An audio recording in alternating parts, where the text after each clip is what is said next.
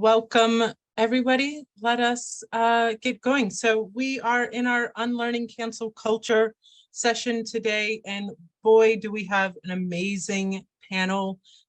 Some people whose books actually sit on my desk every day, and I stare at it and sometimes lay my cheek on it when I've had a rough day.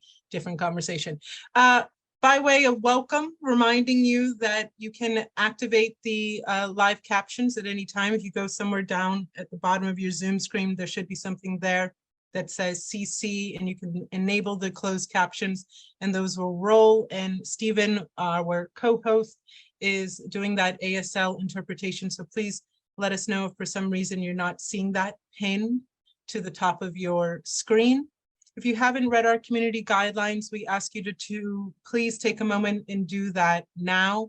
The space that we create is very, very important to us, and it is that we are all in a state of unlearning together. Myself, first and foremost, lots of unlearning still to do.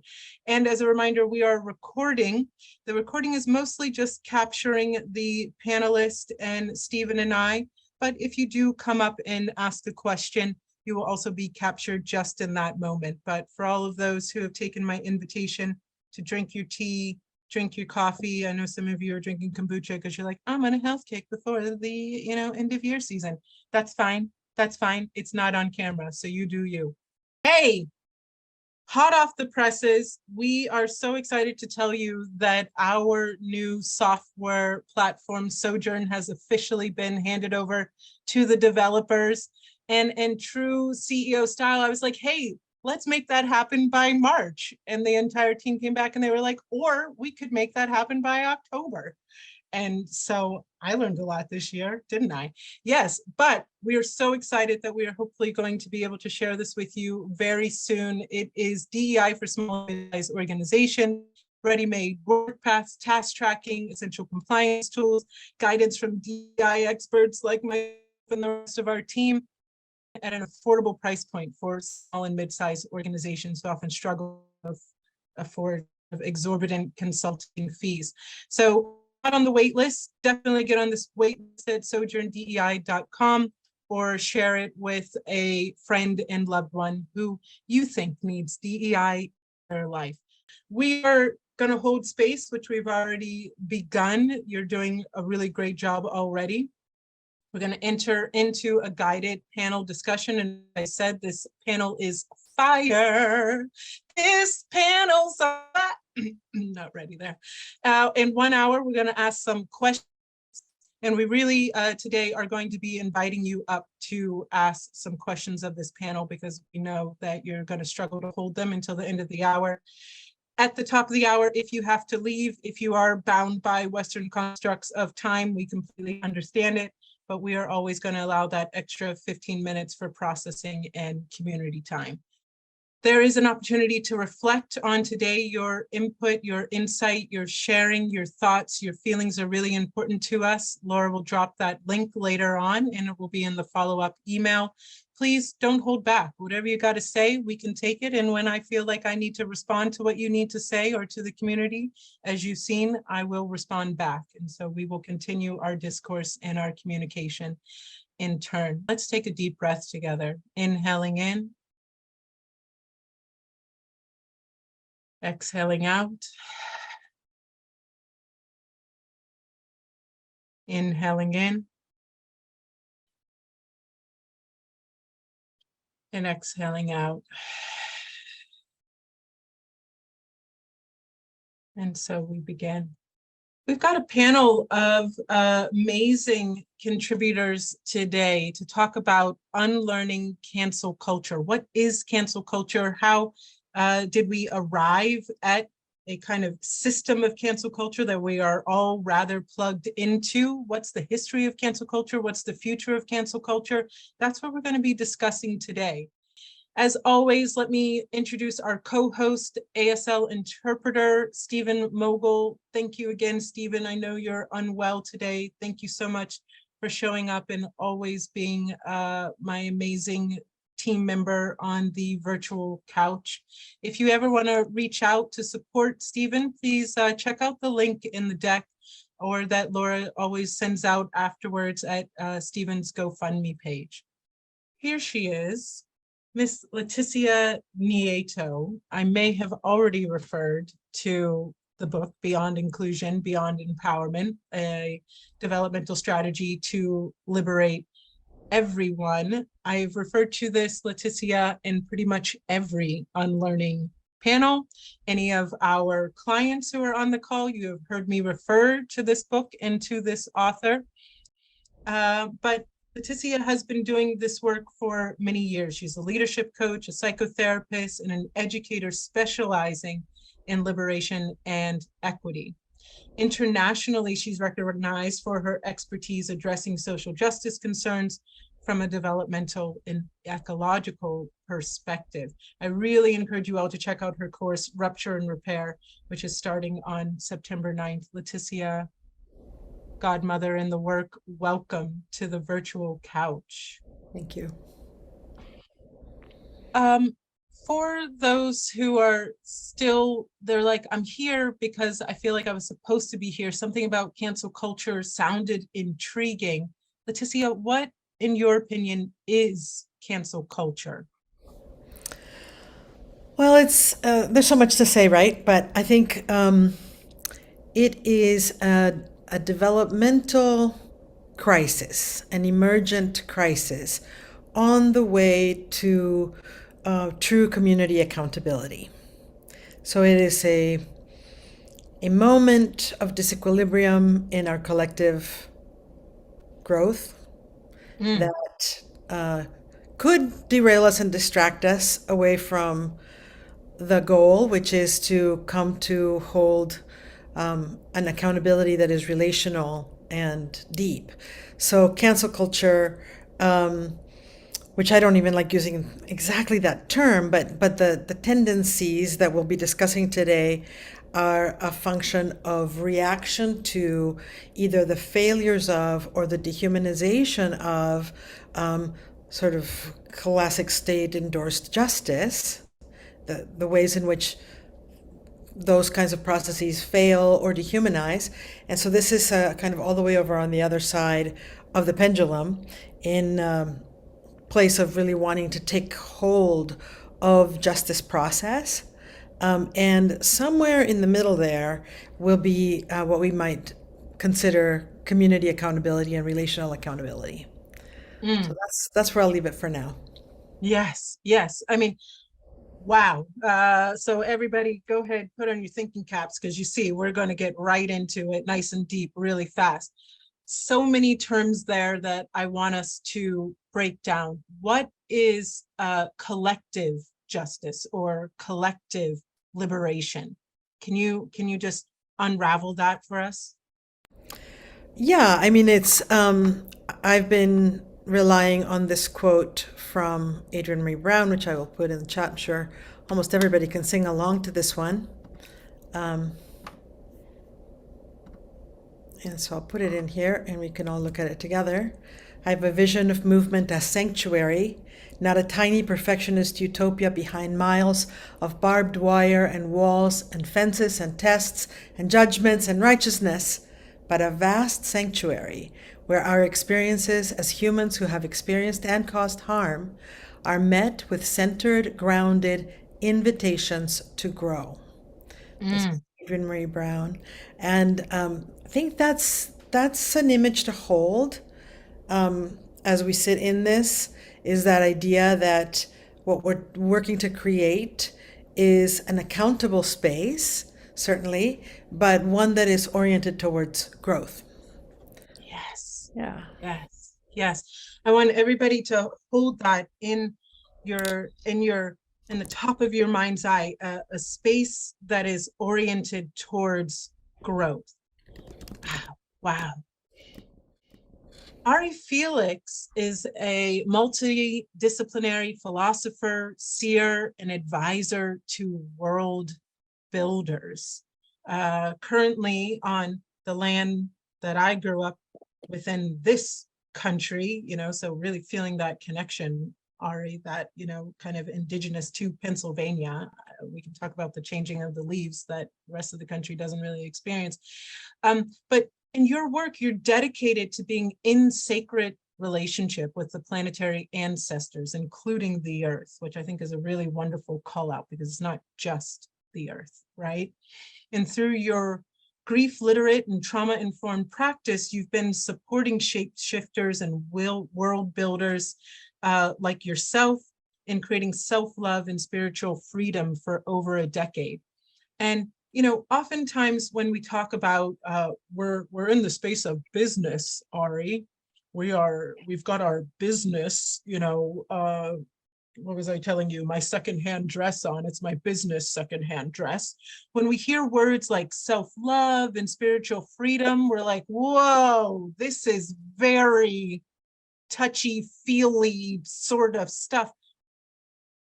One, is it? And why is it that self-love and spiritual freedom are deeply connected when we're talking about DEI, when we're talking about the term cancel culture?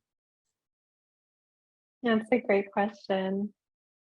But I think that cancel culture, to use that example, is a symptom of the absence of self-love and the absence of spiritual freedom. It's really symptomatic of like hatred of the self. And spiritual freedom to me is the ways that we get free outside of the constructs and outside of the kind of like designated areas of like intellectual freedom or social capital as freedom, or even like a connection to culture as freedom. Like there are all these ways or definitions of freedom that aren't available to everyone. And by spiritual, I really mean spirit. I mean it very literally. It's not a synonym for some kind of mysterious practice that I'm like actually referring to. I very much so mean spirit, freedom of the spirit. And so when you have freedom of the spirit, you become incredibly ineligible to dominant culture.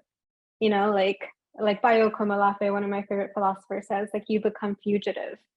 To have freedom of spirit is to be slippery in the hands of these like cultural wounds, communal wounds that we're experiencing, or even you become slippery to the constructs that they are born out of and enable. Wow. But wait a second. So I'm listening today, and I'm listening to you and Leticia share. And, what if my first thought coming up is, well, but I've been hurt. So I've been hurt. They've been hurting my people. Yes, my natural reaction should be to grab the, social media pitchfork. My natural reaction should be to take down in a just and vengeful fashion. Is that not, I don't know if it's not right, or is that not the full story? Can you tell us more? Like, what does self-love and spiritual freedom, like what alternative does it provide to that mechanism? Yeah. So for me, that's really a shift out of reactivity into response ability, which is the ability to respond. And so coming from an orientation of in what manner, in what response in this situation indicates or originates from a place that demonstrates that I love myself. What response in this situation comes from a place that demonstrates that my spirit is moving towards freedom, and a freedom that isn't just about my freedom to enact vengeance, but also it's a freedom that also includes you, that I want you to be free as well. I want you to love yourself as well. And so I think the question that you asked is like deceivingly simple, because it's an extraordinary, like that's where the initiation happens. That shift from reactivity and defense, right? And even this just very sacred place of protecting, right? The sacred gesture towards protecting. To move from that into something that is more responsive and is more oriented towards love is like, it can feel like a decapitation, you know. It's often like involves in a complete rewiring of the nervous system. So I think it's like, it's not an easy shift and it's not an easy reorientation, depending on how deeply you've been immersed in dominant culture and like all the wounds that come with it that have, you know, given us what we're talking about today, which is cancel culture. Yeah, does that answer the question? More than you know. Yes. Yes. Cool. Meet Nichole Ossa, cultural development strategist and human-centered DEI leader.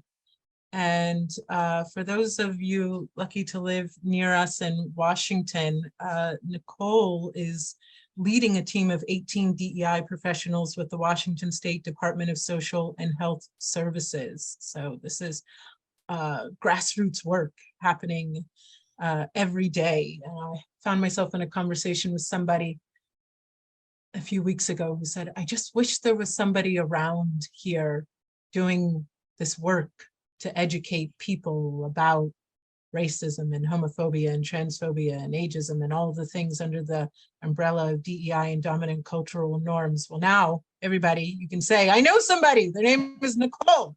I have their contact details. Nichole, because you work in DEI often in what we call quote unquote professional spaces, can you build on what Ari and Leticia were naming in terms of, have you seen this real tendency for people who are early on their social justice journey to really want to take heads?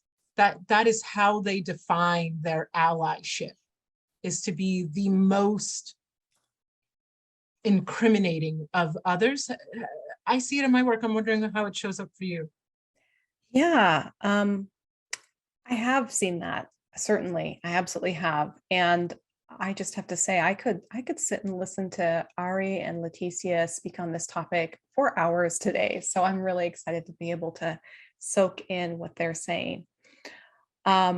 I think that what we call cancel culture, and I also don't like using that term, to be honest. If I were to use my own terms, I might say habits of supremacy culture. I think that it's deeply linked to that habit. And I use the word habit to talk about supremacy culture because so much of it is so sunk into the, you know, the breakfast cereal we ate growing up, the fabric of the clothes we've worn, you know, that it's unconscious and unknown. And when we wake up to this, you know, the concepts that are embedded in what we call DEI or EDI or JEDI or whatever acronym is being used in an organization to talk about liberation work, when we wake up to that, there is, I think, an understandable and natural tendency to want to separate yourself, to draw that clean line and say, that is no longer me. Yes. I'm clean. I'm clean. And I can demonstrate that by pointing out who might not be, who is contaminated by this in a way that I'm not. It's harsh and hurtful and counterproductive to the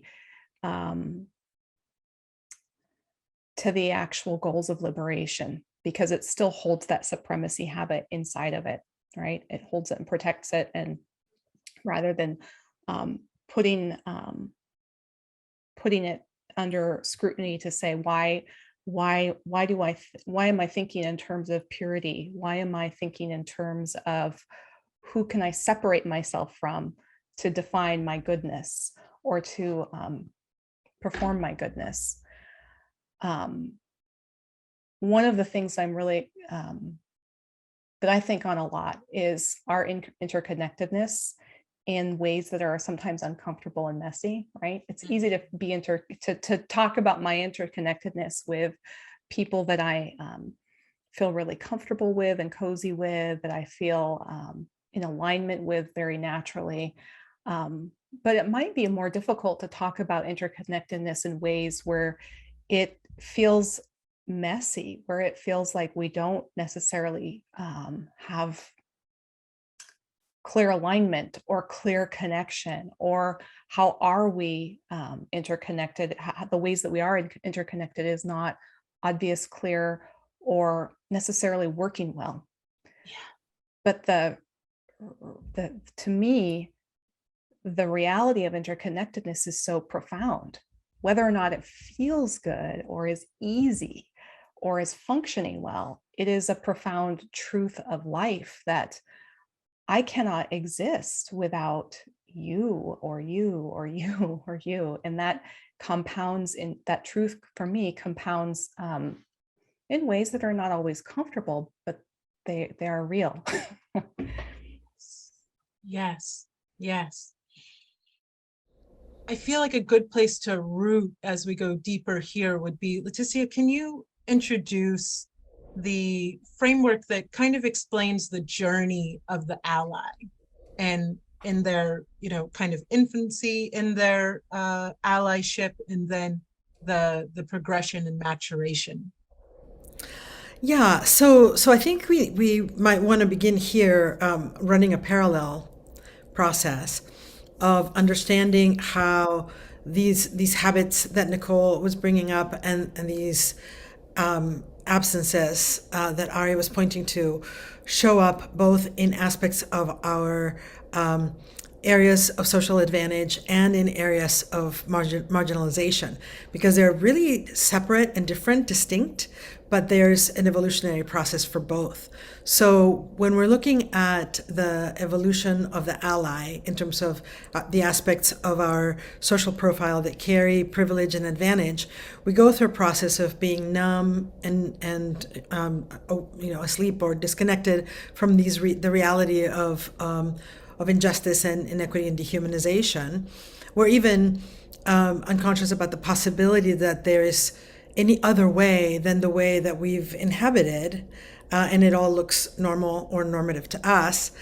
So we go through a process of, beginning to recognize that there's something that is incongruent with that sense of all is well and all is right. And then we become really defensive and distant, seeking distance from anything that informs that. And when we widen that capacity, then we get into another form or habit, which is to try to minimize it. So yes, okay, there is inequality, there is inequity, there is injustice, but ultimately we're all humans, and ultimately we all suffer, and there's kind of a flattening effect. That's pretty much where the development tends to stagnate at. But if conditions line up, there's another sort of pop or another shift that comes of recognition of just how deeply embedded and how frequent and how pervasive dimensions and dynamics of privilege and marginalization are, and how much they affect our lives, and how much they are not a function of our personal intention, but a function of the broad impact of the systemic structures. And then beyond that comes the ability to engage in ways that counter that transform that. So it's a lifelong journey. I was reading recently that a lot of traditions, some practices aren't even allowed until you're in midlife, and yet we want to start really young. So there's this paradox of how we want to approach liberation from our earliest possible moment, but there are some capacities that maybe come online in a more reliable way as we grow in our maturity and complexity. So that's on the side of privilege. On the side of marginalization, we spend a lot of our lives immersed in strategies of survival or methods of managing the inequality and dehumanization that is dished up moment by moment, historically, ancestrally, familially, socially, personally, intrapsychically, in all the ways. And we move through, again, a kind of a set of breaths. We move into degrees of confusion about that, where we start to wonder now, is it me? Is it us? Is it it? Where does it live? And then when the fog lifts, then we become potentially enraged and militant and really urgent to want to make change. So it shows up there as well. And then finally we grow wise and we come into some center where we begin to be at choice. So really true freedom begins there. And then finally we recenter or regroup around the fundamental inherent potency and decolonizing truth of our so-called marginal, but truly not lived experience. And so these are dovetailing all the time. And of course, the way that oppression works, it's kind of like a special virus that wants to interrupt anything that would threaten it, right? It just wants to live, like all memes. And so it responds to the threat of development, of awakening, of construction of more complex perspectives. And I think you have all signaled here that the trouble with cancel culture is it's not nuanced, right? By definition, it's reactive, it's not complex, and in some ways it's about saving energy. Like I'll just line up with whatever it is that's going to make me feel good or right, and stand against whatever the person du jour that is currently in that lens or in that role. And so it's like faux anti-oppression. It's a very superficial way to think about aligning with the deep commitment to transform the social context and to be the change that we want to see in the world. So at some point, I'd love to have us just define the distinct features of cancel culture. And I have a framework. You want me to do it right now? Yes. Okay, I'll go Yes, ahead and please. Yes, do it please. right now. All right. So this is Natalie Wynn's contribution. I think it's a pretty comprehensive piece. These are the 7 tropes. So let me just go through it real quick. The first part is presumption of guilt, right? There's no direct or private or facilitated communication. The idea of believing victims just translates into feelings of certainty about the guilt of the accused. And this includes rumor, innuendo, and anything unconfirmed reports. So I heard that somebody did something, that's enough. So that's step 1. The second one is abstraction, where there's something specific and concrete broadens into a more generic claim. So in the absence of specifics, the generic claim takes on a more iniquitous life. So instead of somebody has done or said something, it's somebody has done or said something for a long time, right? Then essentialism, which is a move from criticizing actions to constructing the person as problematic. So we move from someone's done something that I have an objection to that is a bad person. They are a somethingist, and it's essentializing them. Then we go to pseudomoralism, where there's a pretext for the call out. There's a pretense to seek apology, a pretext of, well, we're wanting to advocate for people who don't have voice, but actually what it is a kind of, getting off on the attacking frame, right? The payoff is to bring someone down, and that can sound like so-and-so needs to be stopped. They need to be stopped. They're being harmful. They are conducting harm. Then there's an absence of grace, otherwise known as no forgiveness, where the cancelers will dismiss any apology as insincere, no matter how convincing or how heartfelt. And of course, an insincere apology is further proof of the wrongness or the badness of the person. So a good apology can also then be reinterpreted as evidence of the wrongdoing. So there's sort of a place, there's nowhere to go here. There's no repair possible. So there's a way that once in the grip of this consciousness, there's really nothing you can do, because anything that you do or say will be held against you, kind of thing. Then there's transitivity, which is that if you're associated with a canceled person, then you are enabling, you are toxic by association, and you're tarnished. And people feel this. And line up, right, in order to prevent the thing happening to them. And in a lot of the literature, we hear people actually reporting that. I just didn't want it to come at me, so I sold you out. Sorry, but I just couldn't have that happen to me, which is so disturbing. Yeah, so, and even if you don't know the person that's being attacked or canceled, there is an impulse to want to avoid that attack on oneself. And finally, dualism, which is there's no spectrum, there's no nuance, bad or good, right or wrong, which is dehumanizing, and it leads to a shape. And here's the shape: accuse, publicly shame, punish, and then exile. Which, if you think about it, sounds an awful lot like the industrial prison complex sequence.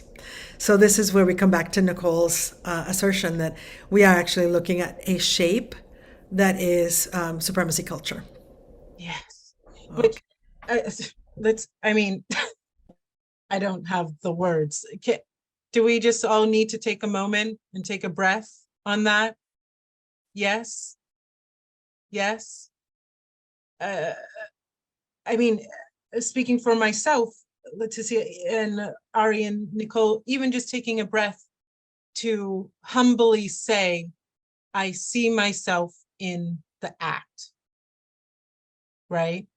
I see myself in the act. I have also thrown rocks at glass houses, right? And done it in the, lofty space of, oh, I'm a DEI practitioner and leader, so it's okay when I am doing this to somebody because of insert reasoning that the psychosis goes through. Is anybody else? Yeah? Are you feeling called out? Feeling a little seen? Yeah? Gonna go and cancel your Instagram profile? Oh, that shows my age. TikTok? Wait, let's get a Facebook, Instagram, TikTok, Snapchat. Is that still around? I'll ask my teenager later. Ari, what in not embracing, even in this moment, the supremacy culture norm for me now to hide behind my shame, for me to escape into justification to feed my own egoic need to stay a good person? How do I infuse love for myself as I become aware of how, as Leticia said, the virus of supremacy will continue to try to invite me back in? It's a beautiful question. It really is the question, I think. Shame isn't constructive, I believe. Like, shame more so functions as a distraction or as a redirection towards the symptom of the wound than an investigation into what the wound itself is.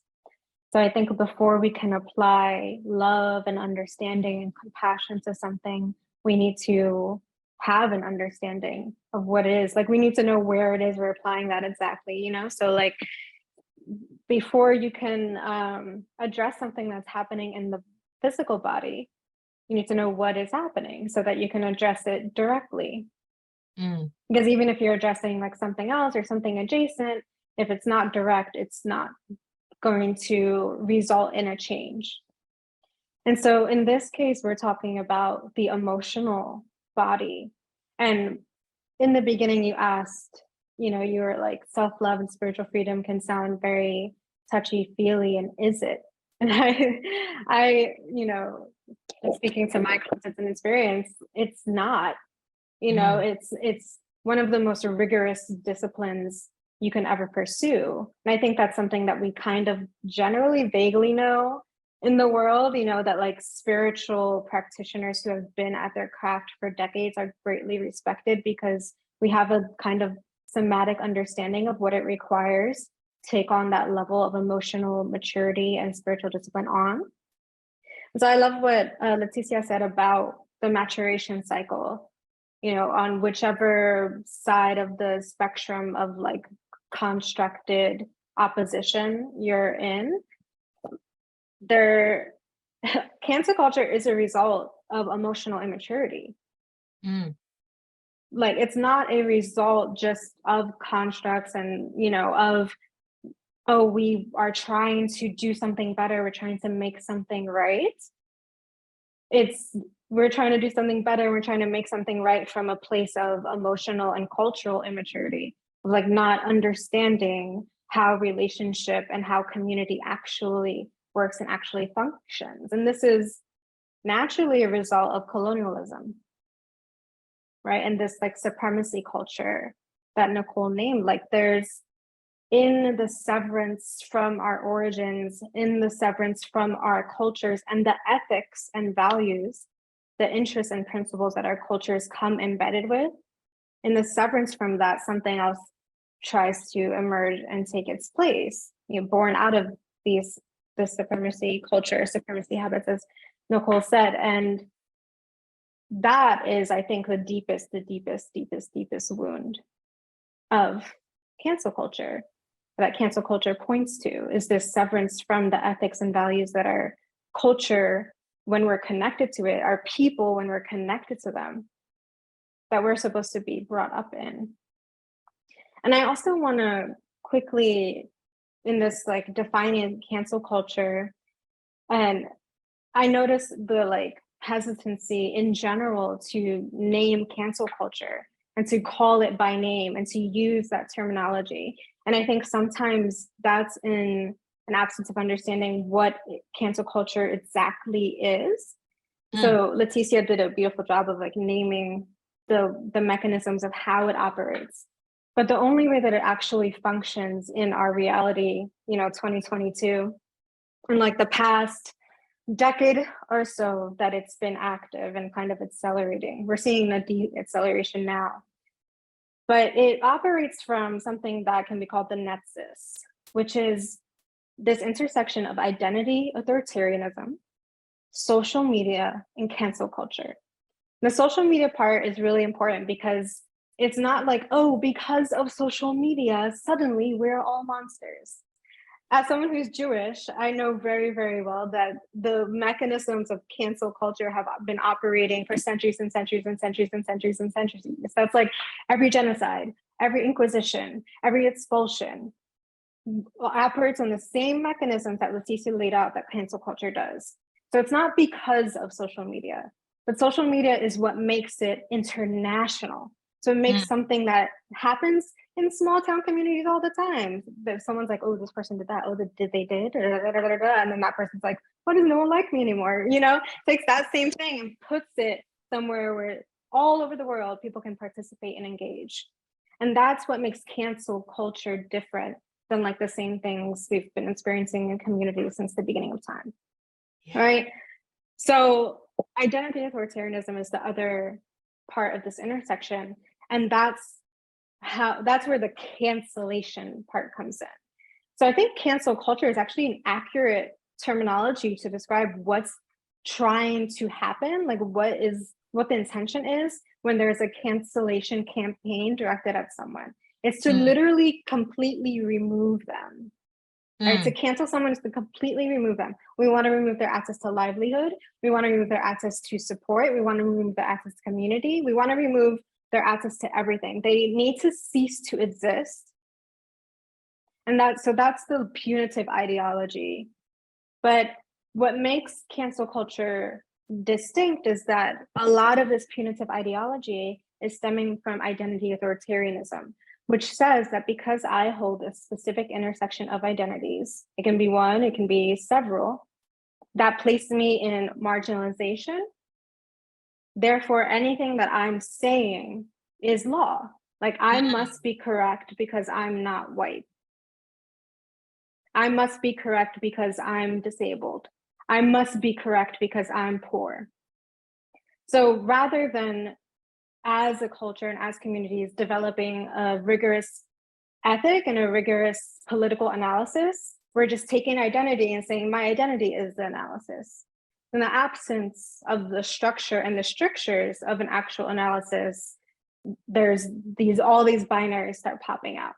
right? It's either or, it's this or that, it's bad, good, it's right, wrong, because something has to fill up all the space that there is when you haven't actually gone through those cycles that Leticia laid out of maturing your worldview and maturing your emotional capacity, maturing your energetic bandwidth to tolerate the distress that is inevitable when you're interacting with other people who have also been impacted, regardless of whatever their identity intersection, by colonialism and by white supremacy. Yes. So cancel culture specifically is the way the wound plays out on social media. But trust and believe the wound is playing out everywhere, on and offline.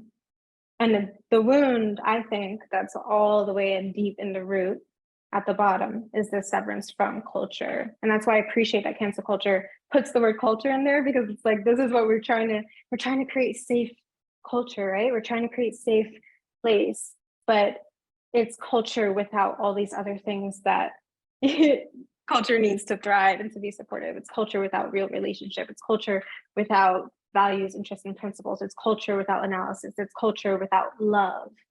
You know, and so this is the result of being conditioned by a dominant culture that teaches us all to hate ourselves.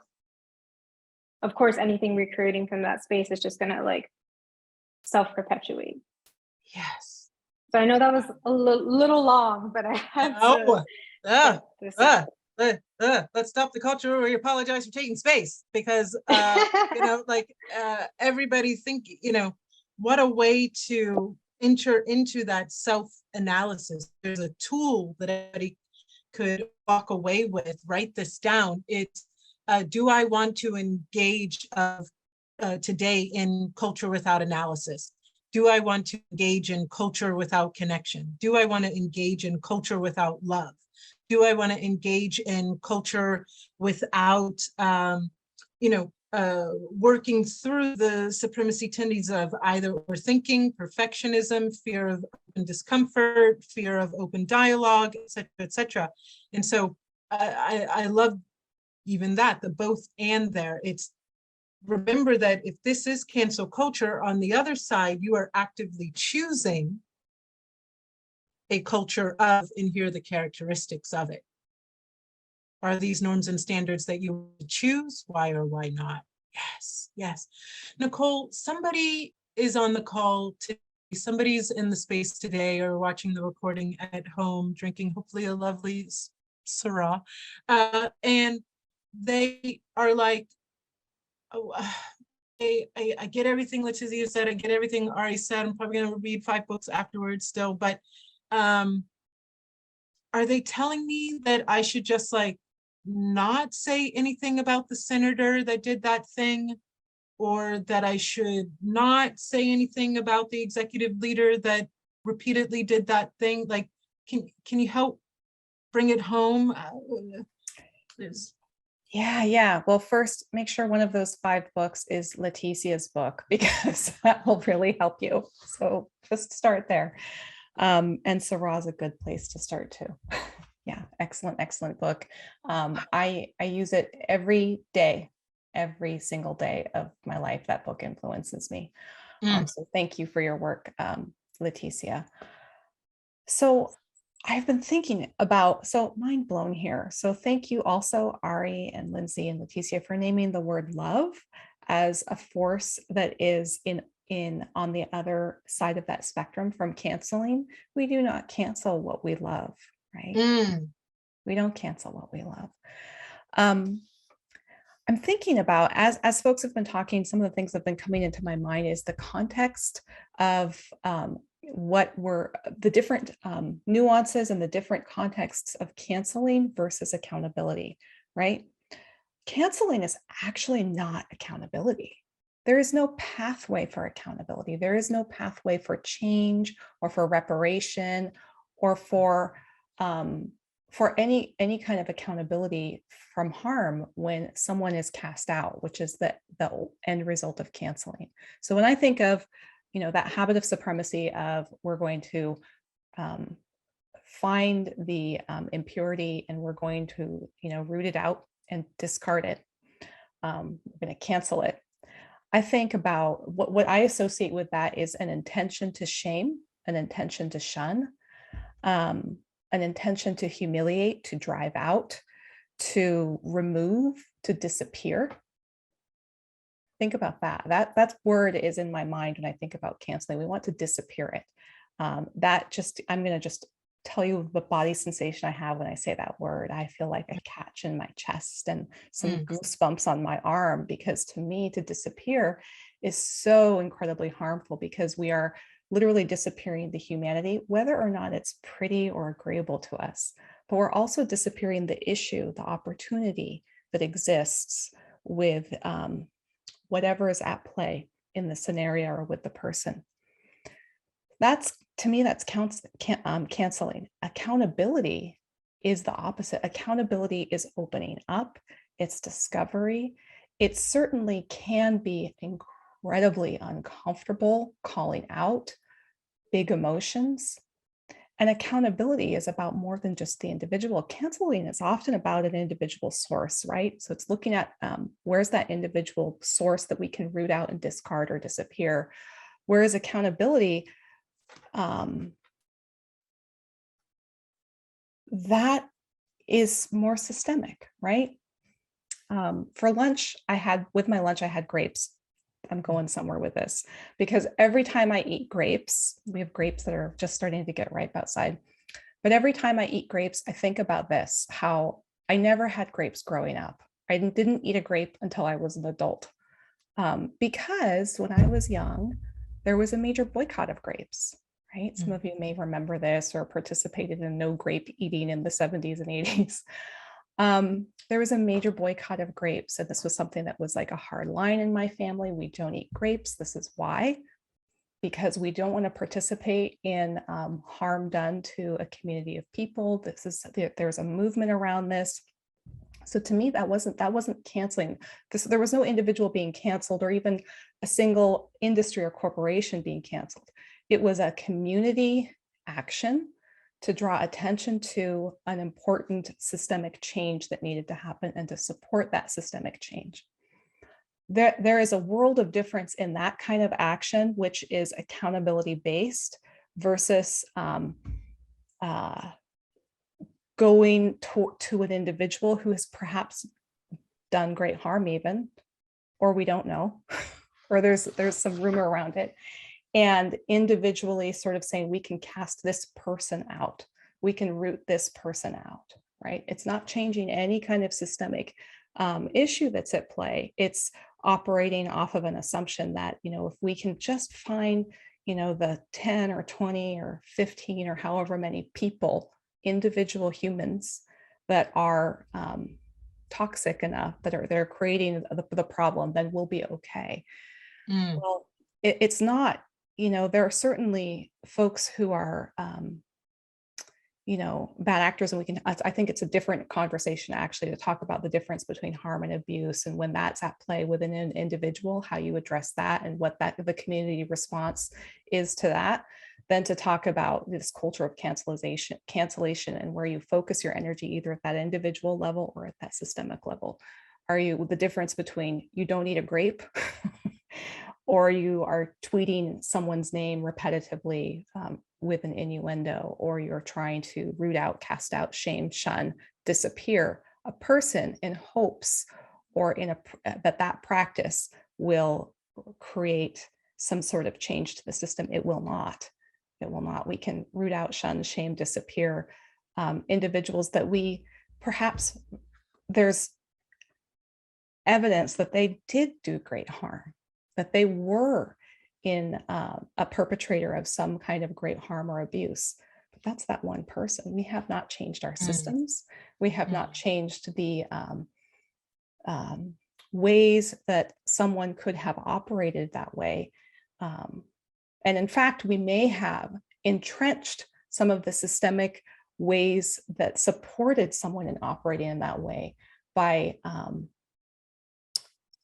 not creating pathways of accountability, not creating an opportunity for accountability, and not doing this thing, which is really, really, really hard. And I'm saying this as a collective us, looking at the collective us and saying, if this can happen here, this is a we problem. This is something that we all have some accountability for in some way, shape, or form. Yeah. I'm going to pause there because that was a lot. Thank you a lot. Yeah. I mean, it's a completely different lens by which, when we think about restorative community justice, of that one person's actions are a potential symptom of something that's happening in the community that needs to be treated. And instead of casting out, we need to embrace and bring back in to understand what the community needs to do to change, to grow, to mature, to develop, to heal. Yeah. Ari, in your work, I love this exercise or exercises around world building. And oftentimes when I am reading quotes from bell hooks, for example, to some of my students, they're going, I have no frameworks by which to imagine that world. I literally, when she's talking about communion, I don't know what she's talking about. When she's talking all about love, I don't know what she's talking about. When she's talking about the existence of male identity outside of patriarchy, I don't know what she's talking about. Before we open it up to questions from our community here, I'd love to hear from each of you. In this world that you are in the process of building, because you give yourselves to this practice every day and to the practice within your work, what is the world that you are building, Ari? What does it look like? What does it smell like? What does it sound like? What does it taste like? What does it touch like? What's the world that you're building, Ari? Thank you for that question. I'll respond to that in terms of our topic today, like the world that I'm building in response and taking up my responsibility with cancel culture is one that respects and honors the sanity of our children. Our children, to speak in mass generalization, are spending a lot of time on the internet. Cancel culture is so close to them. It's been part of their reality in these very formative years. And cancel culture works. Like, one of the kind of retorts to naming cancel culture is people are like, that's not real, it doesn't work, you can't do anything. And it's this removal, as with any like area of privilege or lack of experience, this removal from the impacts of cancel culture. Like, people have died because of it. People have lost their homes, have lost their livelihoods. There's actually a research study that I should have sent to Laura before, maybe I can still, but a doctor who has done research into how cancel culture has impacted people on a very like material and also psychological level. So the world that I'm building in response to this is one where people are connecting to their ancestors. And not just, like I said in the beginning, not just like culturally bound, because so many of us don't have access to knowing like the names of our ancestors or where they were exactly or what they were doing, what they did, what languages they spoke. But so I want to open entryways, or even just like remind people that there are entryways into being in relationship with their ancestors and with spirit, that can kind of fill this gap, fill this deep, deep longing for connection that cancel culture is a distortion of. And so the world that I'm building in response to cancel culture is about our children. It's a 7 generations world. It's like about giving us something else to connect to so that it's less easy to become distorted, right? Less easy for our longing for love and connection to be completely misdirected into what we've been told love and protection and connection looks like. So it's really this kind of, to circle back to the beginning, it's really a world of self-love and spiritual freedom, but in every facet. And not just the kind that comes from having a political analysis, but the kind that comes from having a spiritual analysis, which is to understand what is it inside that's co-creating this reality in which so many of us are hurting. And the way we think there is to stop the hurting is to hurt each other even more. You know, like, where is that coming from? Because it's not coming from the mind. It's not coming from rationale. It's not coming from the intellect. Yes. Oh, goodness. Well, it's a whole nother session. I've been doing this healing work, whole nother time. My great grandmother was murdered and watched her son be murdered, and she was murdered. And I'm just realizing how her rage, her unexpressed rage, has impacted all of the women in my life for so many years. And such a common Black woman story. But as I go in and become a vessel for her to express this rage that Black women still are not often allowed to express, but definitely then, so much more love for myself and for every aspect of the universe. May I add something to that? Please.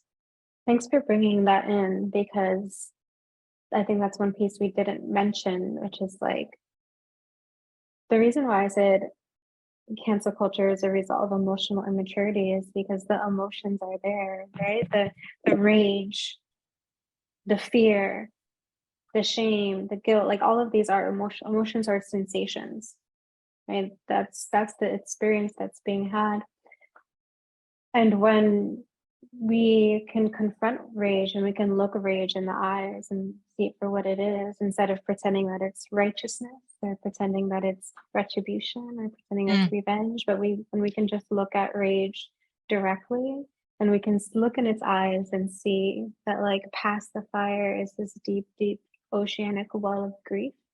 And that's at the root of motivation of so many of our participation in cancel culture, is this deep unexpressed rage, like you said, this deep ancestral rage that is actually in its root grief. And it's grief about that original severance that I named earlier. Yes. Wow.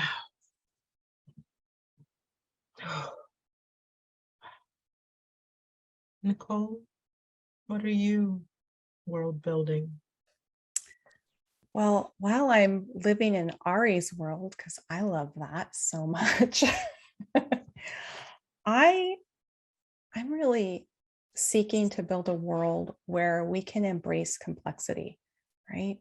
Where we can hold that many things are true at the same time. And within that, we can allow mistakes. We can bring mistakes forward.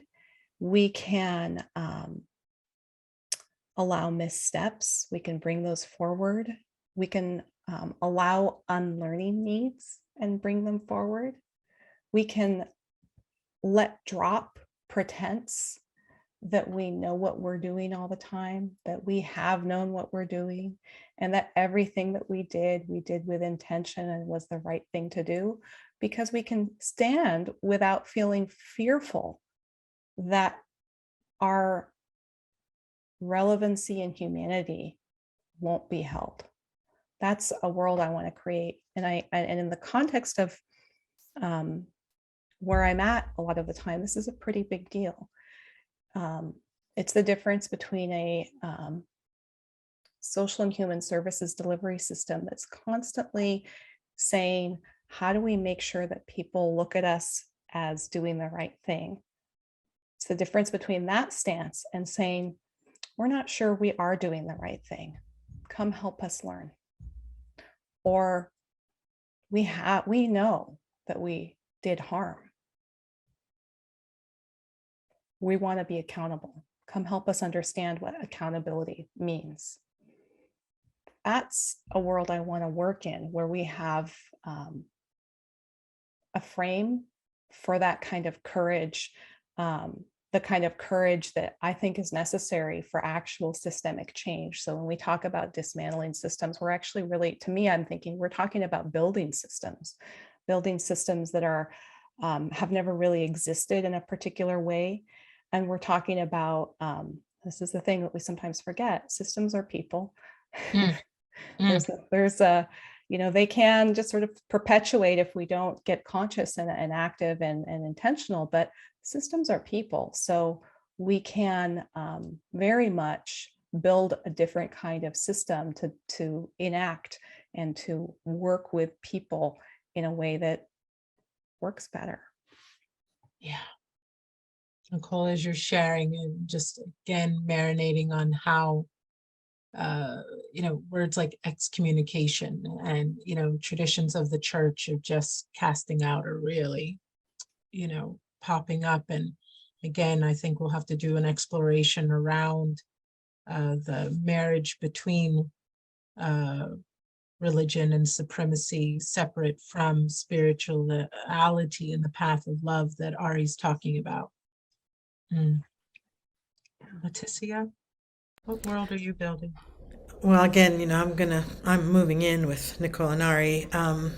Can I bring popcorn? You can come too, yeah. Okay.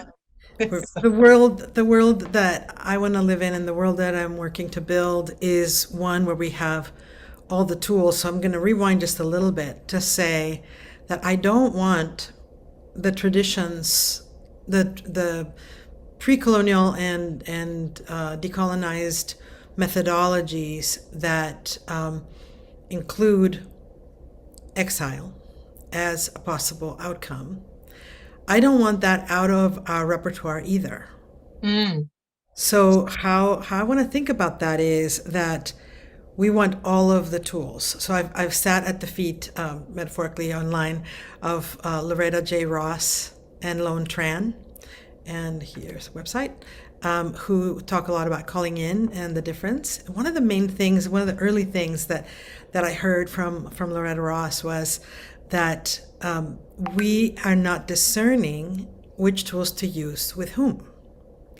That the words that she used that will never leave me are that inside of movement, those with whom we fundamentally have shared values and shared commitment, that we adopt tools that ought to be reserved for war, for when we're really going to the wall, right? And so what she said was, let us not be a firing squad in the round.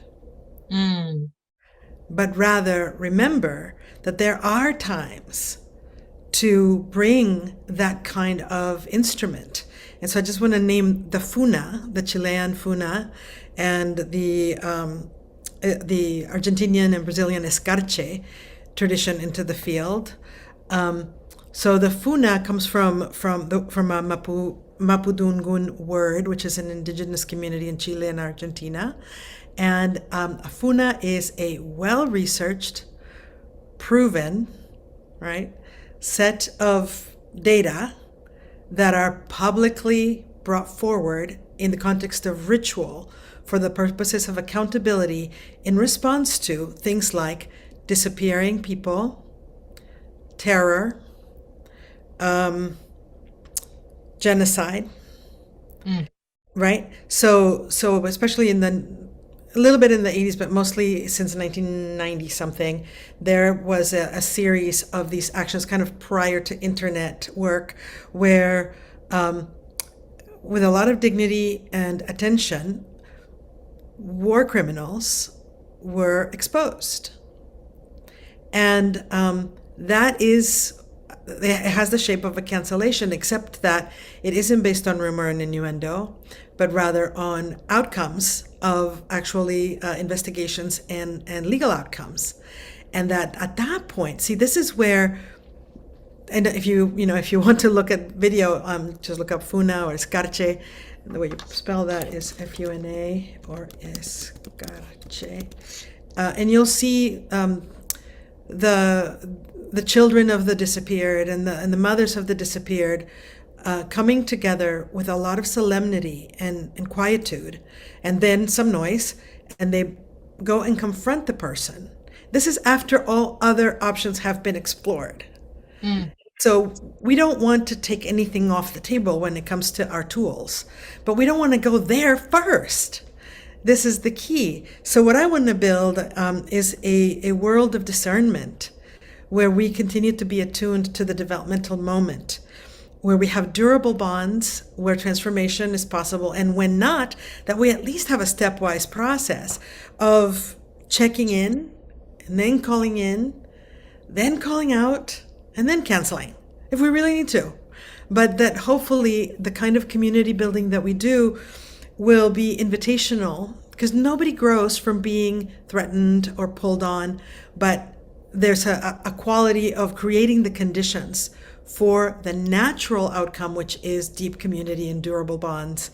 And where, the kintsugi idea, where repair leads to stronger bonds, where there is a possibility that the person who was identified as doing the worst thing is, first of all, proven to have done the worst thing and not just a rumor, and then potentially brought into the center as having done a service because they brought forth what was in the community. So in the Zapatista tradition in southern Mexico, there is a process where it's not called restorative justice, but it's along those lines, where a visitor, somebody who's coming through town, commits a crime.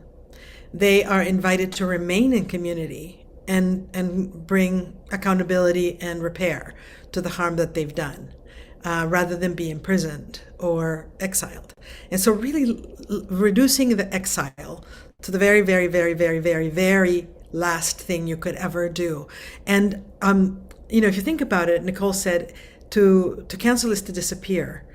And traditionally and pre-colonially, it was disappearances by state, by government. It was disappearing people that resulted in the methodology of cancellation, like Funa. So it is the worst thing we can do, and it's the worst thing that we can have happen to us, is to be deleted, disappeared, made nothing. So when we imagine that that's medicine, right? It can't be. It's worse than the disease.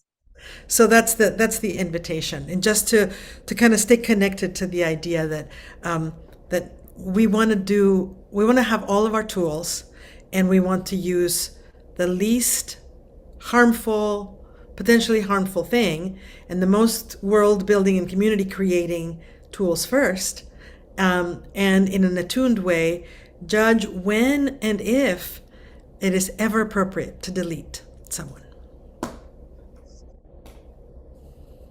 Wow. I just need to sit back and chew on that, Leticia, Ari, and Nichole. Wow. Emily Black, I wanted to invite you up to ask this question of the panel. Emily Black, are you still there? You want to come off of mute? Yeah. Hi. So was it the question about how to bring people into community? Yeah. What's your question there? So I do have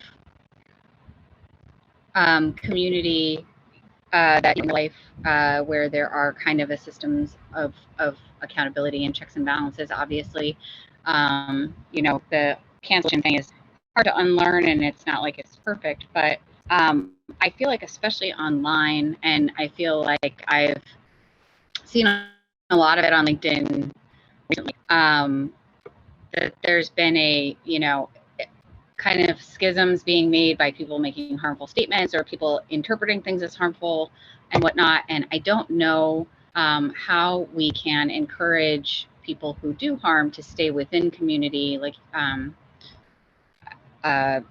you're speaking before about how if a stranger passes through, you have them stay within the community so that they can, be brought to accountability and to, also contribute and kind of, I don't know, see the harm that they've caused and hopefully do that again to a different community.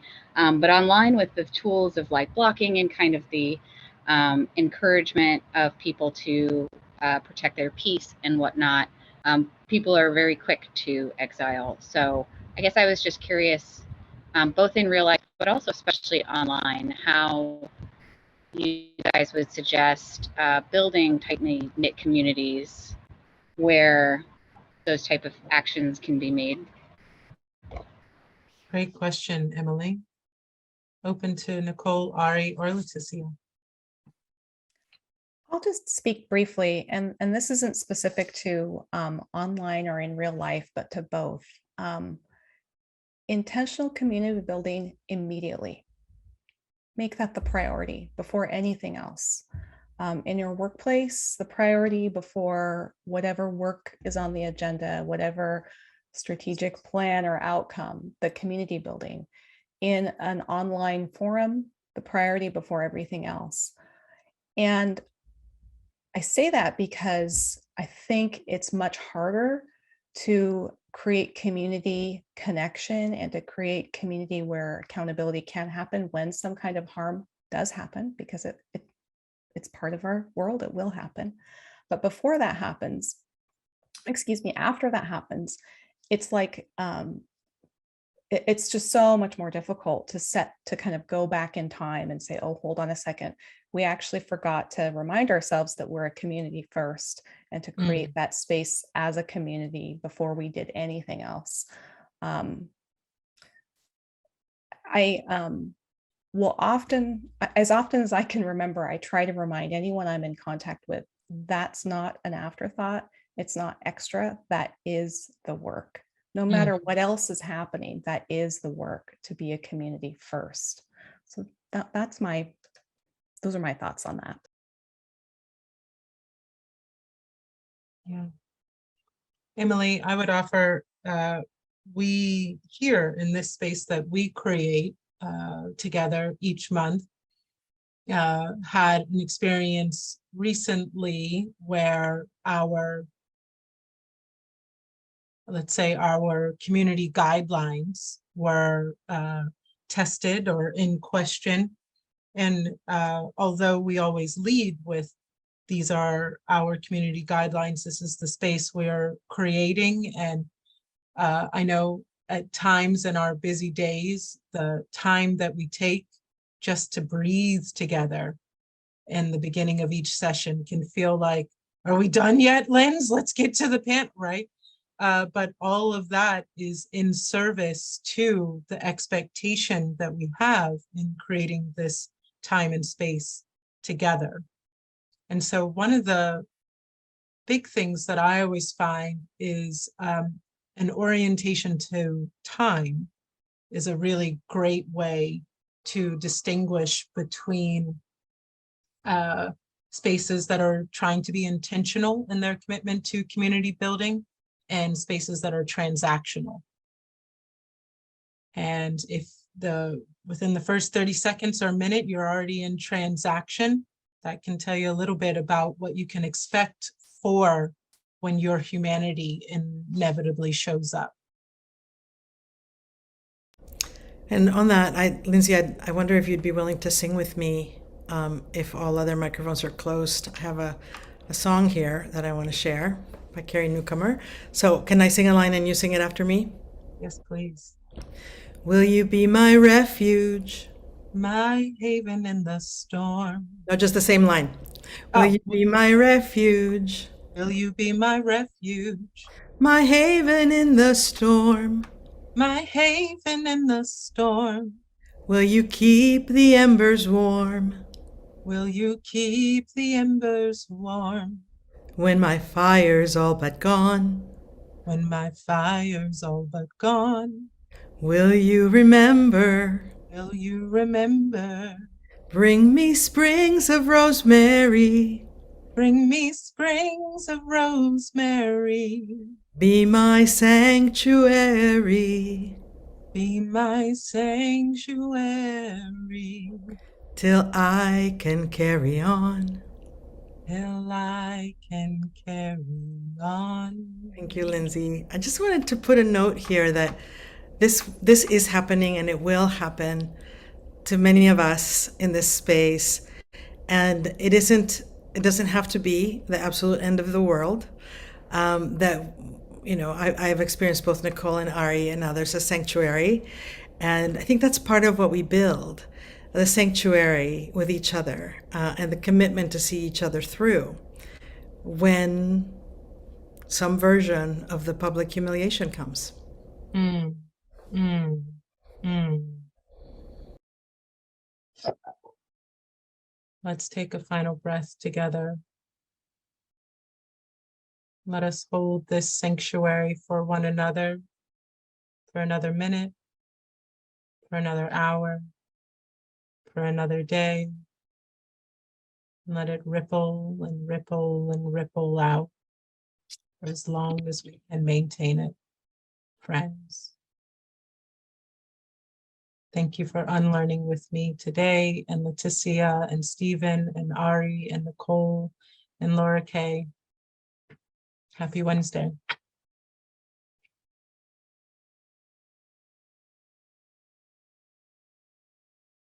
My haven in the storm, will you keep the embers warm? Thank you so much, everyone. I am going to put you back into the waiting room, not because we don't love you, but simply because I'm gonna bug the panel and just tell them how awesome they are, and nobody wants to hear me weep. So I will be putting you in there. Carry on, carry on. This one knocked me to the ground. This one dropped me to my knees. I should have seen it coming, but it surprised me. Will you be my refuge, my haven in the storm? Will you keep the embers warm when my fire's all but gone? Will you remember and bring me sprigs of rosemary? Be my sanctuary till I can carry on, carry on, carry on. Thanks, Laura. That was really great. Stephen, I could just watch you speak all day. Yes. Like watching a dancer. Mm-hmm. Yes. How thank is you. everyone? Sweaty. It's a little warm over here. Yeah. We'll just go meet for drinks and have dinner. Some Perfect. rice and beans. Well, yeah. Wow. Wow. Wow. Great work, Stephen. You have the buffest arms in the entire world, I guess, because like just the whole time it looked really beautiful. Like Lindsey said, it's like watching choreography.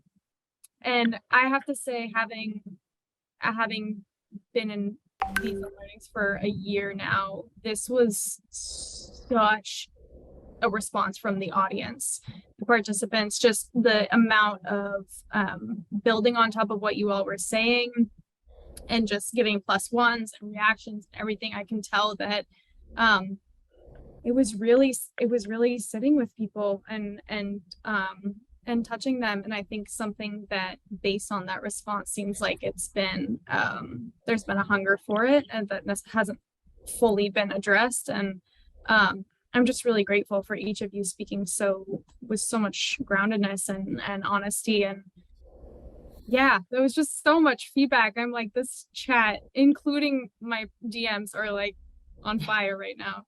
I'm making sure that I've got all people's questions logged. Yeah, such a response. Yeah. Was there anything, Lindsey often asks this, was there anything that came up, this is our after the panel segment, that you wanted to say that you're like, oh, everybody just left and there's one more thing, anything kind of dangling that way?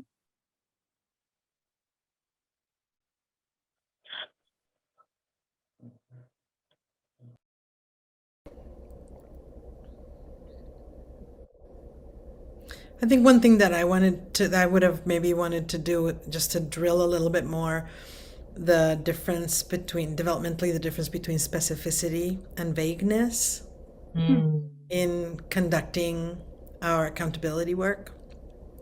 But I think it was there. It was in the field. Oh, Nichole, Yeah, your sound went Oh. away. I have a double mute. I sometimes forget. I was just going to say, I really appreciated how you pulled things in that last piece there, Leticia, to talk about, you know, the complexities of sometimes we need some, when there is great harm, how this is a tool. We don't want to get rid of all of our tools. And I don't feel like there was things that I left unsaid, but I think there was an interesting conversation threaded through here about the difference between kind of that individual cancel culture, that person's bad and wrong, so we're getting rid of them, versus justice, right? How one is not necessarily the other, and justice has a complex arc that doesn't always feel satisfying, or doesn't actually, you know, repair a harm, but it's something. And I think you began to get us there a little bit, Leticia, so I was glad for that. Well, and I think Ari too, there was something, well, in all of what you were saying, a theme that was coming up for me and trying to see what was happening in the chat, but there were, like, as Laura said, there were like 50 at one point when I looked up.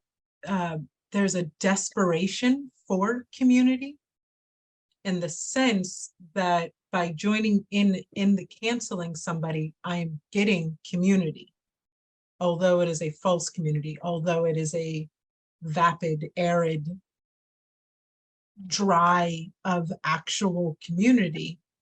And I think that also is the legacy of supremacy, is that, you know, all I could think of was this line in this movie.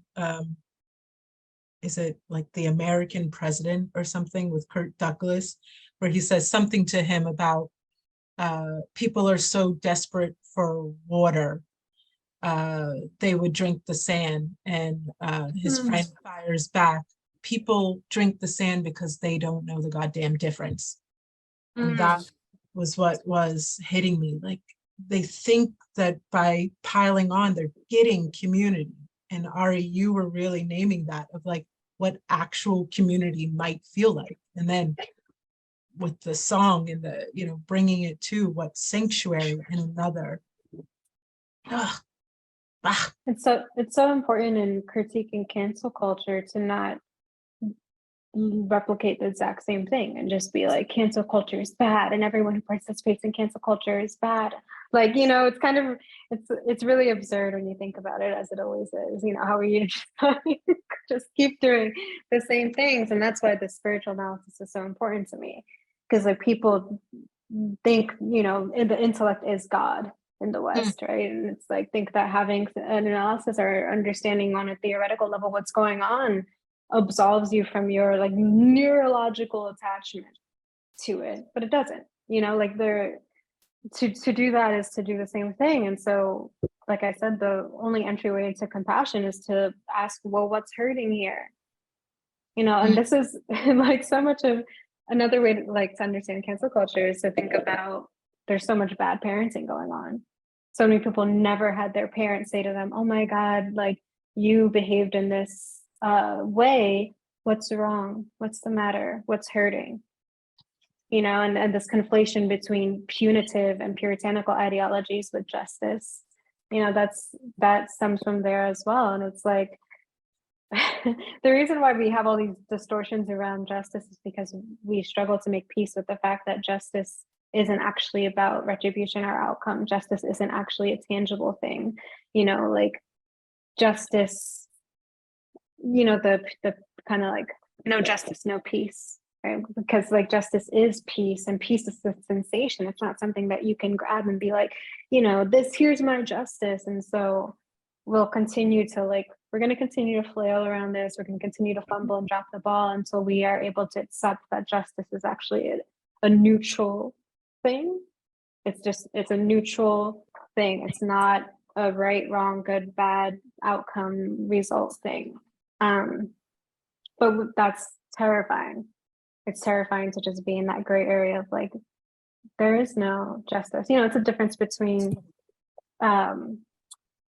restorative justice and transformative justice. Like people just use those interchangeably, but they're actually different. Restorative justice is something has been lost that can be restored.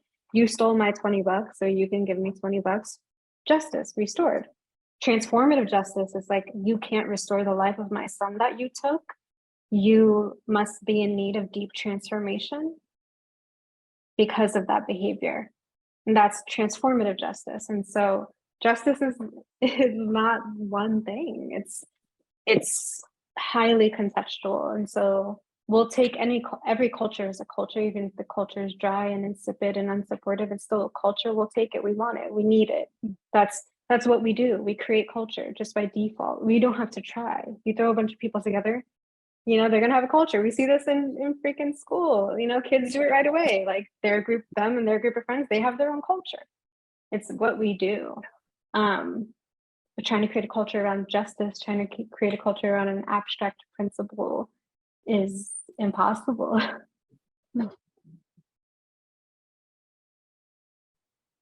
So good.